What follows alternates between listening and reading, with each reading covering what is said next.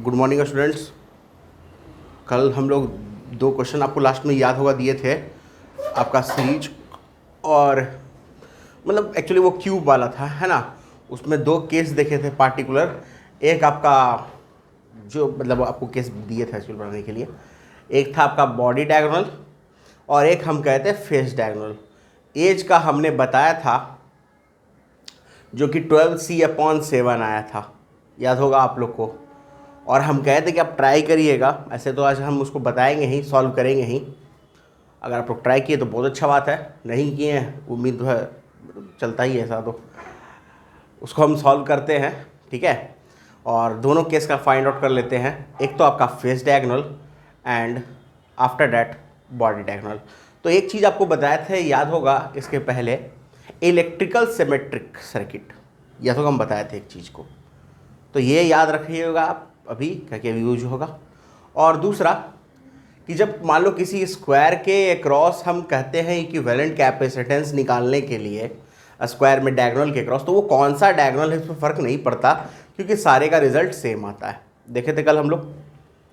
और साइड के भी अक्रॉस अगर देखते तो वो भी रिजल्ट सेम आता है। यानी अगर हम डायगोनल ABCD का अगर हमारा स्क्वायर हो तो उसमें हम AC के एलोंग ले या BD के एलोंग ले, अगर सारे कैपेसिटर सेम है चारों, तो AC का जो रिजल्ट आएगा वही आपका BD का होगा। अगर हम AC को C मान लें एज पर उसके कैपेसिटेंस को, तो BD का भी इक्विवेलेंट कैपेसिटेंस C ही होगा, उससे अलग नहीं होगा।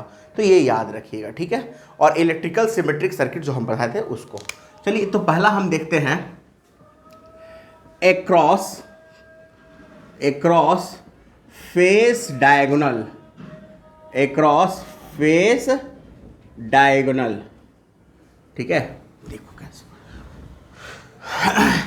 याद होगा कल हम एक सर्किट बनाए थे ना, बस उसी सर्किट को फिर से रीड्रॉ करते हैं और देखते हैं। यही था कुछ, क्या वो तो लग रहा है यही था।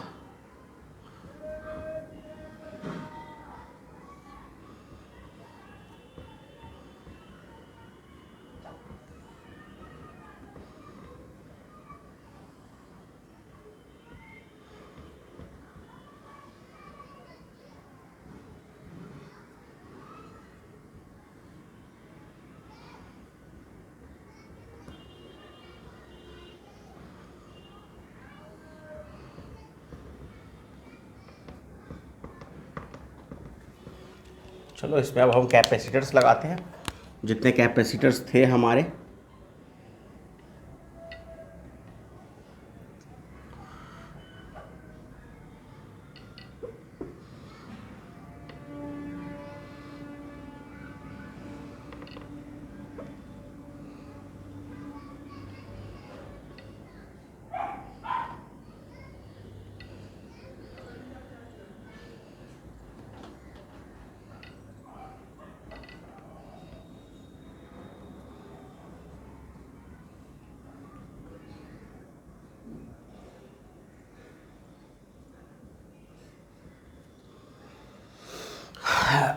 ये है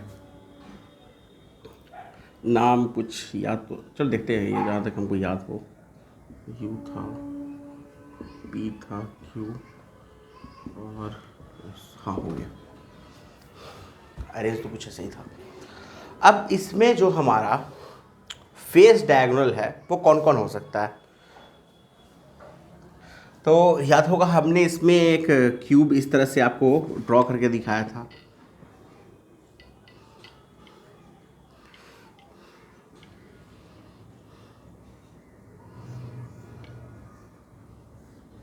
इस तरह से एक क्यूब ड्रॉ किया था हमने, और एक्चुअली नीचे का ये जो था हमारा MPTS,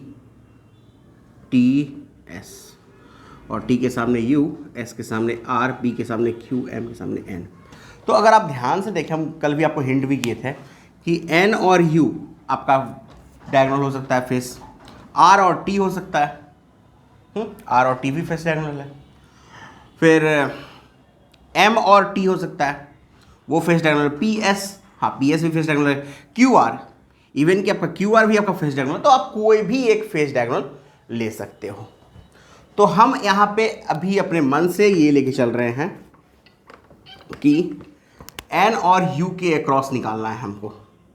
किसके अक्रॉस निकालना है? एन और यू के अक्रॉस निकालना है। इस 2 पॉइंट के अक्रॉस हमको फाइंड आउट करना है इक्विवेलेंट कैपेसिटेंस, और वो एक अपने आप में फेस डायगोनल है, वो डायग्राम आप देखना है। तो चलो ठीक है, इसमें पॉइंट्स हम पहले लिखते हैं।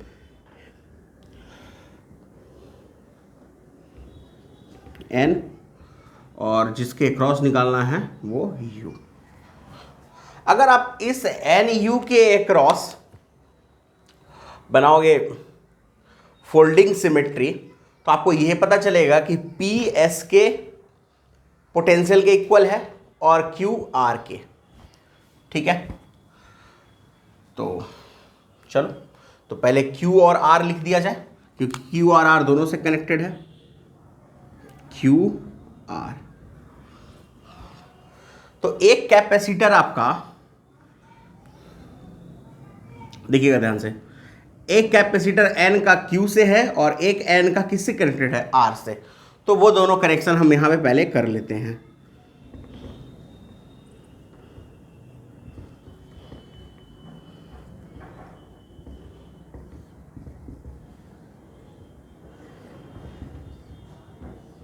दो कनेक्शन हो गया। फिर वैसे ही हम लोग यहां पे कर लेंगे। Q और R से देखते हैं कितने कैपेसिटर्स कनेक्टेड हैं। तो अब देखते हैं Q और R से। तो Q और R का U से 2 कैपेसिटर, एक का Q का U से, फिर एक R का U से। तो चलिए इन दोनों को कनेक्शन कर दिए। ठीक है, तो फिलहाल अभी हमारा 4 कैपेसिटर कनेक्ट हो चुका है। अब देखते हैं कि हमारे पास क्या है। तो ये समझ में आ रहा है कि P और S इक्विपोटेंशियल तो है, इसमें कोई शक नहीं है, बट कंडीशन ये है कि P और S इन दोनों के बीच में कहीं भी नहीं है। चलो ठीक है, तो कहीं P और S लिखते हैं हम, ये P और S। ठीक है, P और S इक्विपोटेंशियल। अब देखते हैं PS का QR से कितने कनेक्शंस हैं। तो एक P का Q से है, एक R का S से है। तो चलो एक कैपेसिटर यहां बनता है हमारा,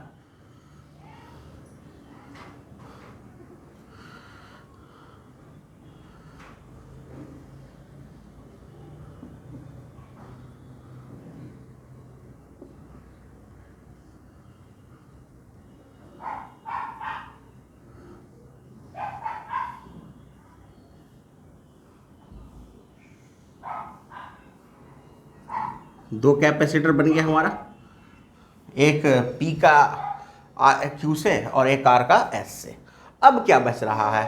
अब बच रहा है, देखो ध्यान से, P का M से भी एक कैपेसिटर है और S का भी M से एक कैपेसिटर है, और M का N से, यानी इन दोनों के बीच में कोई एक M पॉइंट आएगा। तो चलो ये M पॉइंट को ड्रॉ करते हैं इन दोनों के बीच में। देखो ध्यान से जरा देखना कैसे किए वो समझना। P का M से है, चलो ठीक है, P का M से, S का भी M से और N का भी M से है, यानी PS, ये जो PS है और ये N है, इनके बीच में कोई एक M पॉइंट होगा। चलो कनेक्ट करते हैं एक कैपेसिटर को ऐसे, और इन दोनों के बीच में जो 2 कैपेसिटर है उसको ऐसे लगा लेते हैं। ये हो गया हमारा। फिर वैसे ही अगर हम इधर देखें इसके इस साइड में, तो P का T से और S का भी T से है और U का तो T से है ही, तो जब सेम वैसा ही स्ट्रक्चर इधर भी बनेगा हमारा।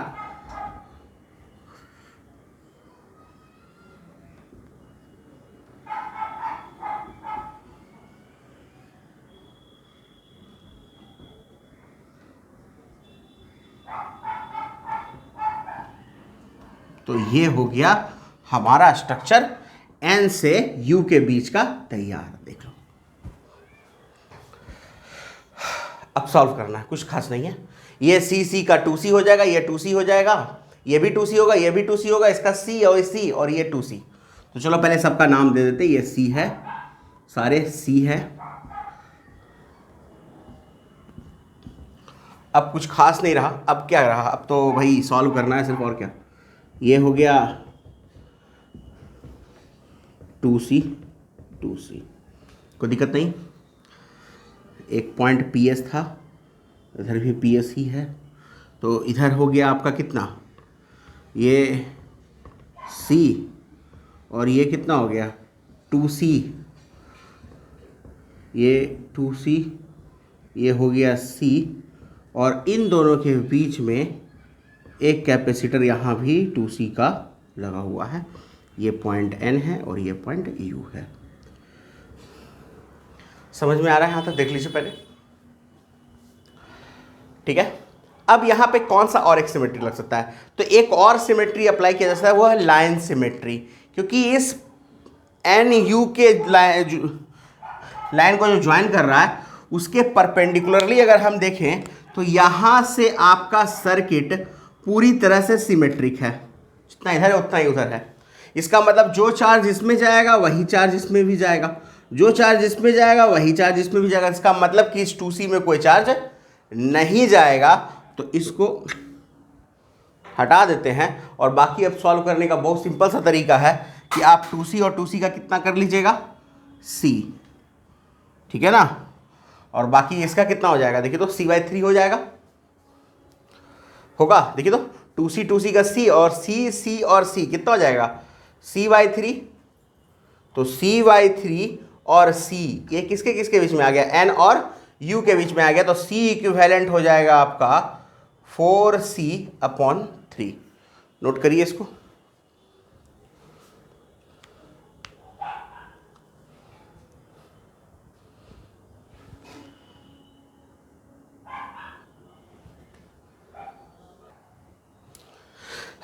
आगे समझ में? तो ये एक्चुअली हो गया हमारा कौन सा सर्किट, मतलब एक क्यूब वाला, और क्या उसका हम लोग कैसा निकाला, फेज डायग्राम निकाला है ना, ठीक है। कुछ खास नहीं करना था, सिंपल वही चीज़ कंसेप्ट अप्लाई किया है कि जो फोल्डिंग सिमेट्री हम लोग अप्लाई करते हैं उसमें जो लाइन ज्वाइनिंग है उसके सिमेट्रिक परपेंडिकुलर पॉइंट्स के पोटेंशियल सेम होते हैं, जो हमारा हो सकता था। हम इसको ऐसे भी फोल्ड करते हैं इस तरफ से, तो R कोइंसाइड करता Q के साथ और S कोइंसाइड करता P के साथ, इसका मतलब P और S सेम पोटेंशियल और Q और R सेम पोटेंशियल। बाकी ये लोग तो कोइंसाइड ही नहीं करता, तो उसको छोड़ दिया हमने।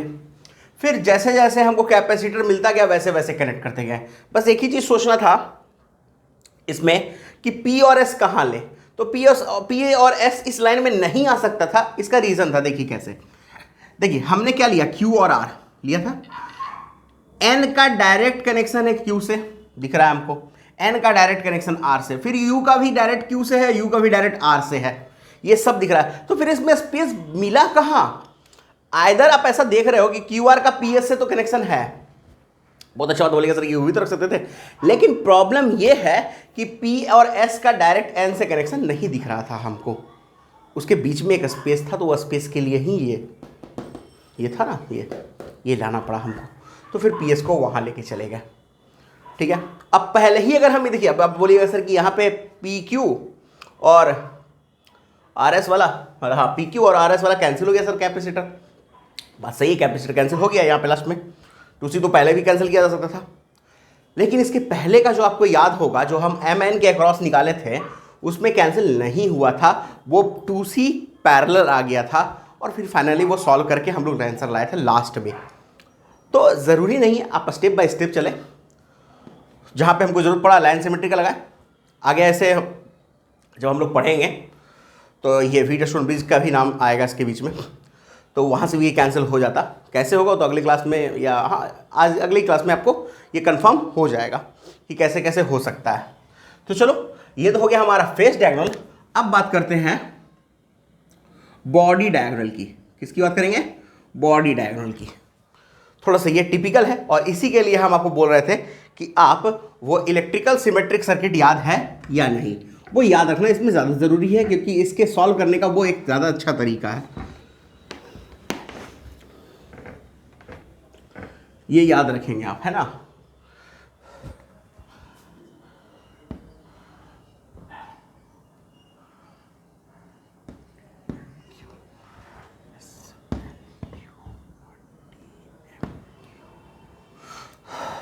तो अब सबसे बड़ा बात है कि किस इंड के अक्रॉस लिया जाए आपका इक्विवेलेंट कैपेसिटेंस।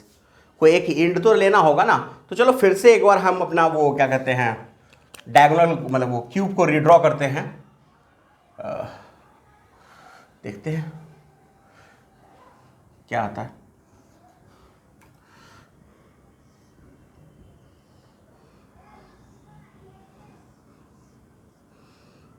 जैसा भी हो, थोड़ा खराब थोड़ा अच्छा, जो भी कहिए आप इसको, बस यही है।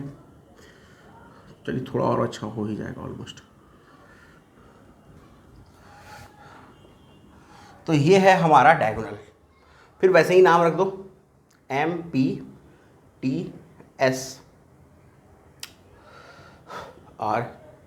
RUQN।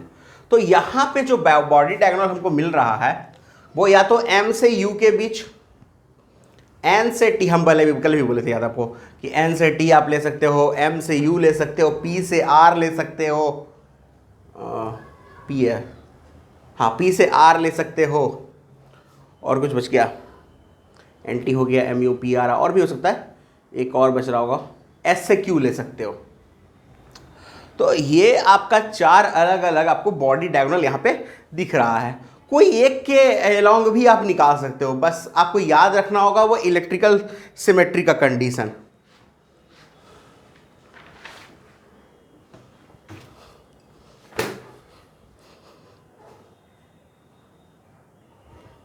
तो चलो हम एक कोई ट्राई करके देखते हैं, कोई एक सा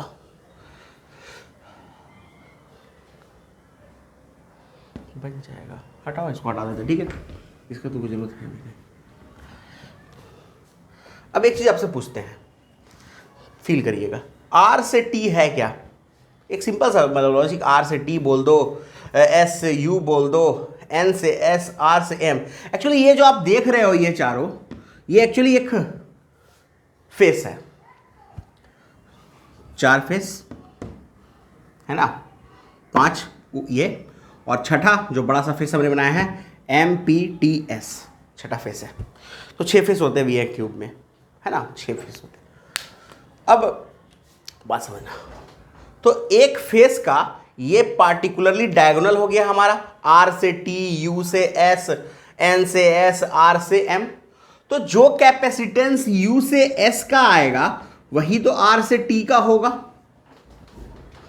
हमने बताया था स्क्वायर वाले केस में अगर हर तरफ सेम कैपेसिटेंस लगा हो तो जो डायगोनल का कैपेसिटर आता है, जो हमने फाइंड आउट किया है, वो सेम रहता है। ये हम लोग देखे हैं, ठीक है। और उसके बाद इलेक्ट्रिकली सिमेट्रिक सर्किट में क्या देखा था हमने कि अगर यहाँ से C है, यहाँ से C है, मतलब दोनों कैपेसिटेंस सेम है, याद रखिएगा, 2 अलग अलग ब्रांच है लेकिन दोनों की कैपेसिटेंस क्या है, सेम है, और चार्ज सेम ही जाएगा। तो इसका मतलब ये है कि पोटेंशियल सेम हो गया था इसका, याद है, B और C का पोटेंशियल क्या कर लिया था हमने, सेम किया था। बस वही कंसेप्ट यहाँ पर यूज करेंगे हम लोग, ठीक है। चलो वो कंसेप्ट यहाँ पे यूज करेंगे। तो हम निकाल रहे हैं इक्विवेलेंट कैपेसिटेंस P और R के बीच में, ठीक है। अब जरा ध्यान से देखना, अब इसमें हमको कुछ भी नहीं पता चल रहा है कौन इक्विपोटेंशियल है कौन नहीं इक्विपोटेंशियल है, ठीक है ना। मैं पॉइंट ही ऐसा अजीब ले लिया P से R के बीच का, तो उतना ही क्लियर हो पा रहा है। चलो एक चीज देखते हैं इसमें कैसे कर सकते हैं। P से कनेक्शन कौन कौन डायरेक्टेड है, पॉइंट है T और M, और एक Q भी है, एक Q भी है। P से डायरेक्ट तीनों कनेक्शन है, एक M, T और Q, और तीनों साइड के एलॉन्ग है। देखो ध्यान से,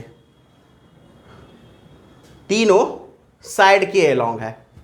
तो साइड के एलॉन्ग कोई भी निकाले उसकी कैपेसिटेंस कितनी रहेगी, इक्विवेलेंट की बात कर रहे हैं, जो ओवरऑल कैपेसिटर है, और वो हम लोग निकाले 12C/7। तो चाहे हम PM की बात करें, PQ की बात करें या PT की बात करें, तीनों के एलॉन्ग सेम आएगा। और अगर ध्यान से तुम देखो तो T भी R से डायगोनल पे है, Q भी R से डायगोनल पे है, और M भी R से डायगोनल पे है, और ये फेस डायगोनल है। और फेस डायगोनल का भी जस्ट निकाला है हमने 4C/3। यानी कहने का मतलब क्या हुआ कि ये तीनों पॉइंट्स इलेक्ट्रिकली सिमेट्रिक पॉइंट्स के हिसाब से हैं, क्योंकि ये आर से भी डायगोनल पे ही हैं तीनों, और पी से तीनों किस पे हैं, फेस पे हैं, और तीनों की कैपेसिटर्स सेम है। तो इसका मतलब ये समझ में आया कि एम, क्यू और टी इन तीनों का पोटेंशियल क्या रहेगा, सेम रहेगा। तो चलो इन तीनों का पोटेंशियल सेम कर देते हैं, और ऐसा कहे नहीं करे कि टी एम क्यू ऐसे कर दे, ठीक है, वो कैपेसिटर बनाना थोड़ा ईजी हो जाता है। अब वैसा ही हमको उधर आर से समझना होगा। तो आर किससे किससे डायरेक्ट कनेक्शन है, एन, यू और एस से। और एक और अच्छा बात है कि एन डायरेक्ट पी से कनेक्टेड है फेस डायगोनल से, यू डायरेक्टेड कनेक्टेड है पी से फेस डायगोनल से, और इवन की एस भी है, क्योंकि ये फेस है, ये P M P T S, ये एक फेस है, और फेस का डायगोनल ही तो है मेरा पी एस, है ना। अब क्या फिर से ड्रॉ करना पड़ेगा, ये फेस है ना, एम पी टी एस, तो पी एस क्या है हमारा, फेस डायगोनल ही तो है। इसका मतलब क्या हुआ कि एस, एन और यू जो है वो तीनों आर से साइड वाइज कनेक्टेड है, मतलब एक कैपेसिटेंस पे, और पी से फेस डायगोनल पे कनेक्टेड है, इसका मतलब कि फिर एक कैपेसिटेंस पे। तो तीनों के पोटेंशियल्स फिर क्या हो जाएंगे, सेम। तो ये एक और पॉइंट लिया हमने और इसका नाम दिया एस एन यू। अब बस कनेक्शन करना है, पी से टी एम क्यू को देख लो कितना कनेक्ट कैपेसिटर, तीन ही तो है, साफ ही तो वही तो देख के किए थे, तीनों एक डायरेक्ट कनेक्टेड तो था।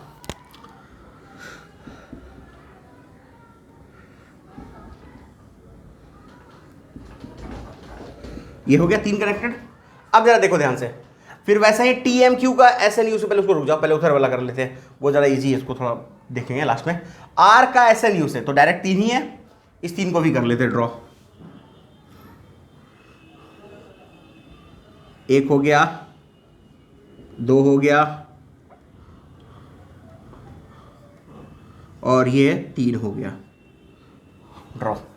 अब क्या करना था, अब है टी एम क्यू का एस एन यू से, T M Q S N U, T M Q, चलो टी का एस से और एम का एस से, तो चलो दो कैपेसिटर तो हमको साफ साफ मिल गया। और वैसे भी अगर आपको अगर थोड़ा सा भी समझ में आ रहा हो तो आप ये फील कर सकते हो कि यहाँ 6 कैपेसिटर होना चाहिए, क्योंकि 3 तो पहले ले चुके, 3 हम पहले ले चुके, यानी 6 हो चुका है। ओवरऑल 12 कैपेसिटर है इसमें, तो 6 ही बचा ना, लेकिन फिर भी देख लेते हैं, देखने में क्या कहता है, एस एन यू, और इधर है टी एम क्यू, ठीक है, चलो ठीक है। अब दो था ना, एक एम का भी तो था,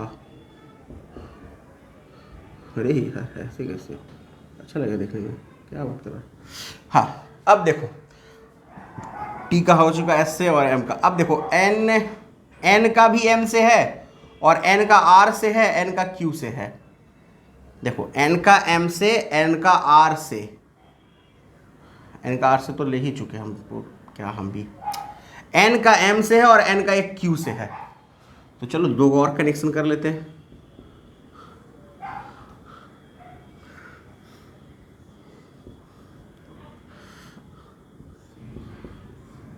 चार कैपेसिटर हो गया। अब क्या बच गया, टी हो गया, एन हो गया, क्यू। यू का देखते हैं, यू का एक क्यू से है और एक यू का टी से है ना, तो दो कैपेसिटर और आ जाएंगे। तो कुल मिलाकर अब ये हालात बन रहे हैं कि हमारे पास सारा कैपेसिटर कनेक्टेड हो चुका है। अब कुछ खास नहीं है, 3C हो जाएगा, ये 6C हो जाएगा और ये 3C हो जाएगा, क्योंकि पैरेलल है तीनों, मतलब आपस में ही लोग पैरेलल हैं। तो ये 3C, ये 6C और ये 3C, ये आ गया R और P के बीच का। अब क्या, बहुत सिंपल है, 3C का 3C/2 और उसको 6C से सीरीज कर लेंगे। तो फिर हमारा, चलो एक और कर लेते हैं, 3C/2 और ये बच गया हमारा 6C, N P और R के बीच का। तो C इक्विवेलेंट कितना आ जाएगा यहाँ से, देखिए तो 3C/2 multiplied by 6C divide by हो जाएगा 3C/2 में 6C ऐड करेंगे तो 12 और 3 15, 15C/2, तो 2 से 2 कैंसिल, C से C कैंसिल, 3 से 5 बार में, तो आंसर आ गया आपका 6C/5। नोट कर लीजिए इसको। तो ये आ गया आपका कौन से के लॉन्ग, हमारा बॉडी डायगोनल के अक्रॉस। ठीक है, इसको देखिए जरा।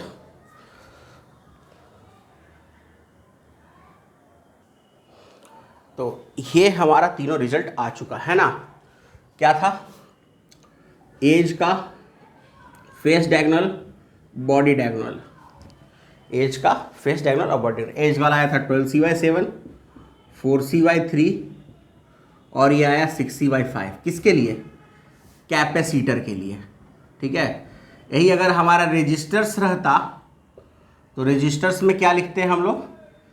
5R/6, 3R/4, 7R/12। ये रिजल्ट रहता। बस एक का याद हो गया तो मतलब दोनों याद हो गया। सॉल्व करने का तरीका भी सेम है, बस आपको सी की जगह क्या कर लेना है, जहाँ जहाँ सी लगा हुआ वहाँ आर कर लेना है। ये R/3 लिखा था, यहाँ R/6 लिखा था और यहाँ R/3 लिखा था, तो 2R/3 में R/6 ऐड कर लेते, है ना, आंसर आ जाता हमारा। क्या करते? 2R/3 plus R/6, LCM 6,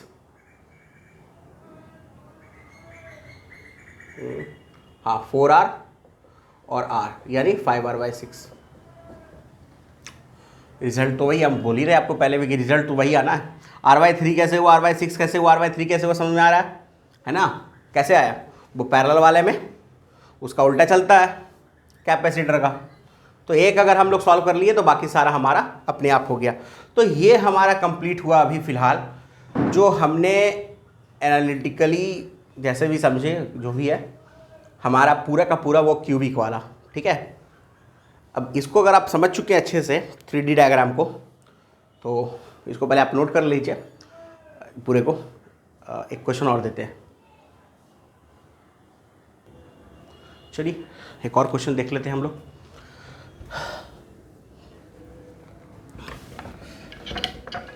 sir आपको मतलब अगर सिमेट्री अच्छे से समझ में आ गया है तो हमको लगता है ये आप सॉल्व कर सकते हो।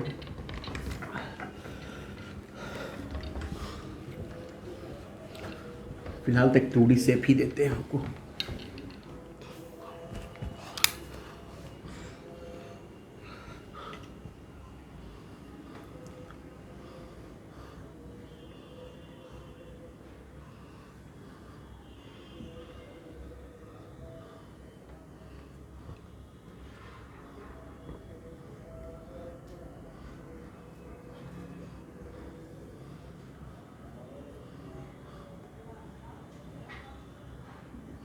ये है आपका पोस्ट स्ट्रक्चर, जिसके लिए आपको निकालना है कैपेसिटेंस। ठीक है, ये आपके सारे डॉट्स जो आप देख रहे हो, ये बता रहे हैं उसके बारे में क्या है। ये डॉट क्या कहानी कहता है।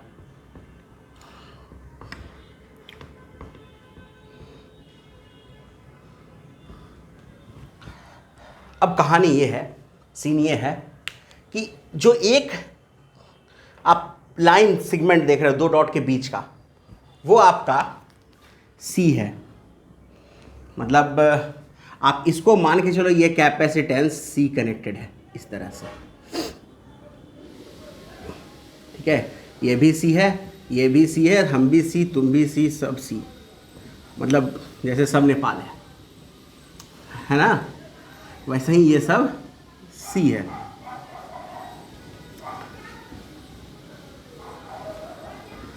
तो कुल मिला के हमारे पास बहुत सारे सी हैं, ऐसा आपको देख के लग रहा होगा। और कितना सी है ये देखिए ज़रा, 3, 6, 9, 12, अरे 12 पूरा कहाँ, अब हुआ 12, 1 2 3 4 5 15 कैपेसिटर है। आपको फाइंड आउट करना है ए और बी के बीच का सी इक्विवेलेंट निकालना है across A and B. Solve करिए। ए और बी के बीच का equivalent capacitance you have to find. सोचिए कैसे सॉल्व करिएगा?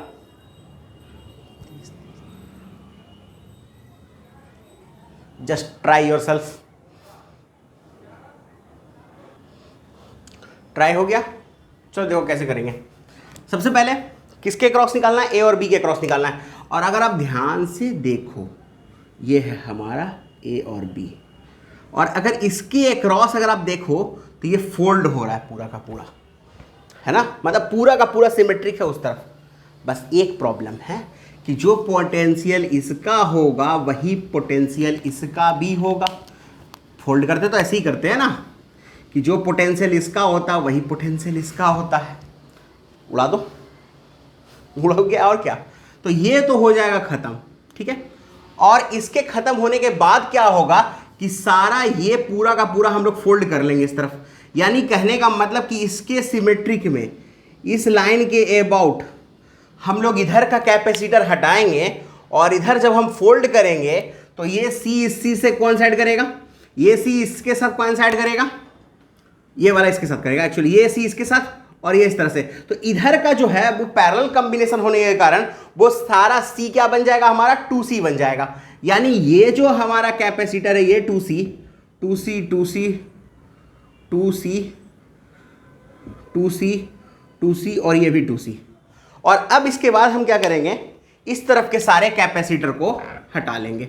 चलो हट जाओ, तुम्हारा का मतलब तो रहा नहीं। अब हमको निकालना है ए और बी के बीच में जो भी है। अब ध्यान से देखो तो इस तरफ को इधर कोई जंक्शन नहीं, इधर कोई जंक्शन नहीं, इसका मतलब ये 2C और 2C किस में आ गया? वेरी गुड, क्या दिमाग है, सीरीज में। और ये 2C 2C भी सीरीज में। तो अब इसको हम जरा थोड़ा सा कनेक्शन को अच्छे से लिखते हैं ए और बी के बीच में। पहले एक कैपेसिटेंस C है 2C है, फिर ये यहाँ पर फिर एक और 2C है, लेकिन इस 2C के पैरेलल में एक C है, ठीक है। वैसे ही एक और 2C है हमारे पास, और इस 2C के भी पैरेलल में एक और C है। अब क्या कुछ खास बचा? 2C और ये C 3C, ये 2C और ये C 3C होगा ना, बाकी साथ में एक 2C। तो कॉम्बिनेशन कुछ ऐसा बनेगा कि ये 2C होगा, ये 3C होगा, और ये 3C होगा, और B और A के क्रॉस। तो C इक्विवेलेंट क्या आ जाएगा? 3C/2 मल्टीप्लाइड बाई 2C, और 4 3 7 7C/2, 2 से 2 कैंसिल, C से C कैंसिल, यानी 6C/7। 3C/2 क्यों लिया समझ में आ रहा है ना? ये 3C सीरीज में, इसलिए इसका 3C/2 लिया है यहाँ पे। देखिए ध्यान से, है, देख लो। तो कैसा भी क्वेश्चन हो, अगर आपके पास आपको समझ में आता है कि सिमेट्री कैसे लगा सकते हैं और कहाँ पर क्या कंडीशन लगता है, तो आप सॉल्व कर सकते हो, कैसा भी सर्किट कैसा भी हो अभी तक का। ऐसे तो और भी बहुत सारे चीज़ें हैं जो भी हमको जानना बाकी है, उनके बाद हम कहेंगे कि हाँ आप सॉल्व कर सकते हो। मिटा दें? चलो एक और क्वेश्चन देखते हैं।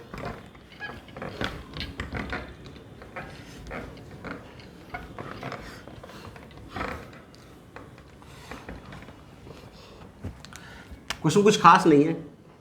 16 कैपेसिटर हैं, सारे 4-4 के हैं कैपेसिटर। चलो सी ही मान लेते हैं, हटाओ ना, आंसर तो सी के, सी का वैल्यू कुछ भी रख दो, क्या फ़र्क पड़ता है। तू इतना बड़ा काहे बन गया भाई? चलो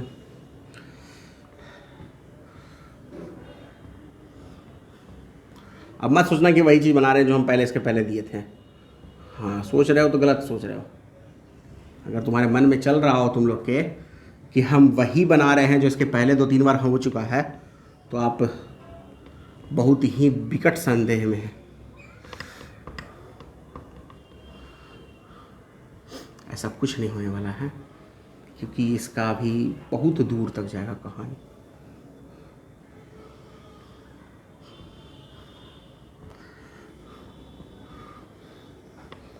और क्वेश्चन बहुत इजी है, इसमें कोई शक नहीं है।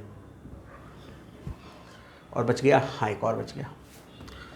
तो क्यों ना इसको यहीं बना दिया जाए, काहे उतना बड़ा करेंगे, थोड़ा छोटा ही कर लिया जाए।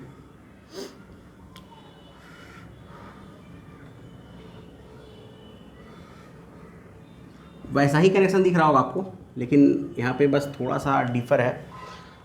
ये थोड़ा लाइन टेढ़ा बेढ़ा हो गया कुछ,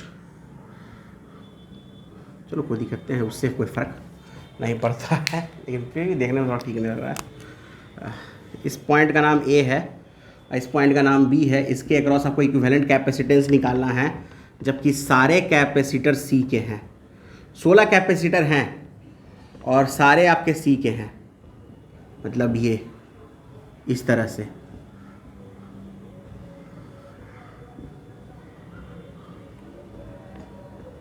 अब बताइए कि इसका फाइनल जो है वो रिज़ल्ट क्या आएगा ए और बी के क्रॉस, जबकि सारा सी का आपका है, सारा। सोचिए, ट्राई करिए।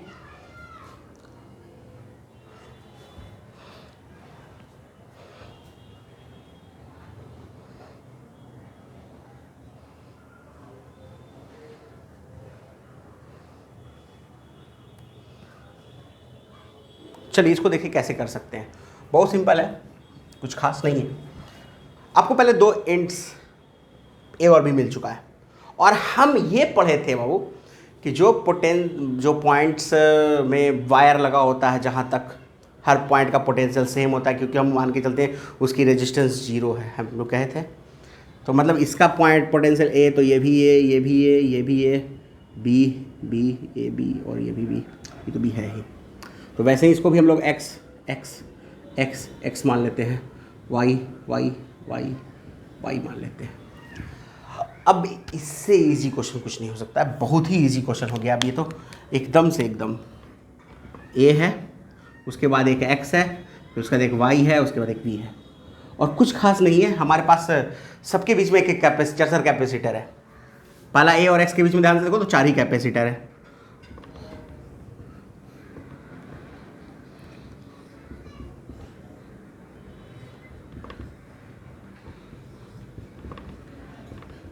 फिर वैसे ही एक्स वाई के बीच में भी हमारे पास 4 कैपेसिटर हैं, ठीक है।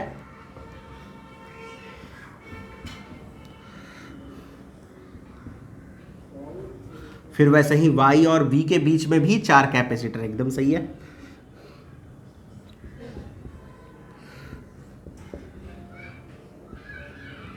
वाई तुम यहां चले जाओ, अच्छा लगेगा।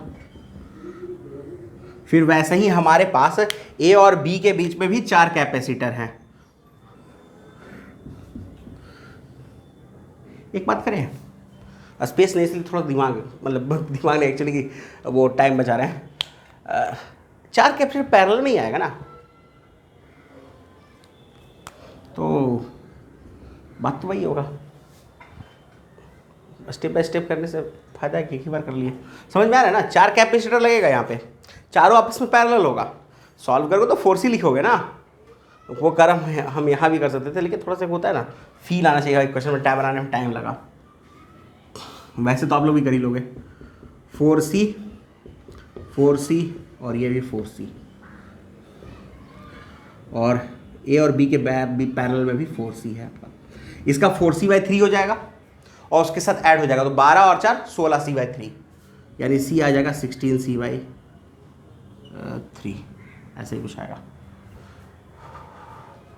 यही रेजिस्टेंस रहता तो 3/16R आता, है ना। हो गया। तो इस तरह के क्वेश्चन हमसे पूछा जा सकता है। और भी क्वेश्चन पूछ सकते हैं, जैसे अब ऐसा दे देता कि चलो भाई प्रिज्म है, ऐसा मान लो, ये अगर दे देता प्रिज्म है, आपको बताना है कैपेसिटेंस 1 के अक्रॉस, या मान लो इसके अक्रॉस बोल देता कि भाई कैपेसिटेंस बताओ इसके अक्रॉस क्या होगा। लगा दो लाइन सिमेट्री, परपेंडिकुलर वाला सिमेट्रिक तो है ही, फोल्डिंग लगा दो, फोल्ड कर लो किसी एक के क्रॉस। फोल्ड नहीं हो पाएगा, क्योंकि फोल्ड तो इसके क्रॉस होगा, नहीं हो पाएगा, तो लाइन सिमेट्री लगा लेंगे, क्या दिक्कत है। हाँ, अगर इसके क्रॉस पूछता तो यहाँ भी हम लोग लाइन सिमेट्री लगा सकते थे। तो चाहे जैसे भी लगा सके, बस आपको ये याद रखना है कि सिमेट्री कैसे यूज कर सकते हैं आप, और ऐसा बहुत सारा क्वेश्चन बन सकता है सिमेट्री से, आपका पॉइंट के पोटेंशियल से बहुत सारे क्वेश्चन बन सकते हैं। अब रह गया क्या, जो अगले क्लास में स्टार्ट करेंगे। अब फ्रेश अगले क्लास में स्टार्ट होगा आपका किरचॉफ्स लॉ, व्हीटस्टोन ब्रिज, यहाँ पे तो नहीं है, पिछले वाले में था। फिर उसके बाद उससे रिलेटेड बहुत सारा क्वेश्चन है जो छोटा छोटा क्वेश्चन नहीं है, लेकिन वो अपने आप में स्टैंडर्ड क्वेश्चन कह सकते हैं उसलिए कि वो पूछा जाता है। पूछा जाता है तो अपने आप में स्टैंडर्ड हो गया, भले वो छोटा हो या बड़ा हो, उससे मतलब नहीं है। तो हम लोग अगले क्लास में किरचॉफ्स लॉ, व्हीटस्टोन ब्रिज और उससे रिलेटेड जितने भी तरह के क्वेश्चन हो सकते हैं, जो पॉसिबिलिटीज बन सकती है क्वेश्चन की, वो सारा करेंगे। बस आप लोग का एक ही काम है, रिवाइज करो, हो सके तो आर लगा के सॉल्व कर लो इसको, ठीक है। And stay home, stay safe.